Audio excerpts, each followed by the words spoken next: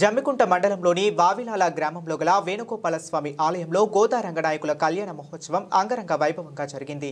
ధనుర్మాస ఉత్సవాలలో భాగంగా అతి పురాతనమైన దేవాలయంగా ప్రసిద్ధి చెందిన జమ్మికుంట మండలంలోని వేణుగోపాలస్వామి దేవాలయంలో గోదా రంగనాయకుల కళ్యాణాన్ని ఆలయ అర్చకులు నంది గోపాలచారి ఆధ్వర్యంలో అంగరంగ వైభవంగా నిర్వహించారు. ముక్కోటి ఏకాదశి ఉత్సవాల అనంతరం వేణుగోపాలస్వామి దేవస్థానంలో పండితుల వేద మంత్రోచ్చరణల మధ్య గోదా రంగనాయకులను అంగరంగ వైభవంగా పట్టు వస్త్రాలతో అలంకరించి పెళ్లి తంతును మేళతాళాల మధ్య భక్తుల గోవింద నామస్మరణ మధ్య ఘనంగా నిర్వహించారు. వావిలాల గ్రామ పరిసర ప్రాంతాలతో పాటు వివిధ గ్రామాలకు చెందిన ప్రజలు కళ్యాణ మహోత్సవాన్ని తిలకించి సంతోషం వ్యక్తం చేశారు. ఈ కార్యక్రమంలో మాజీ వైస్ ఎంపీపీ పోల్సాని తిరుపతిరావు, మాజీ ఎంపీటీసీ మర్రి మల్లేశం, మాజీ సర్పంచ్ జక్కన్న, స్త్రీలతో పాటు తదితరులు పాల్గొన్నారు.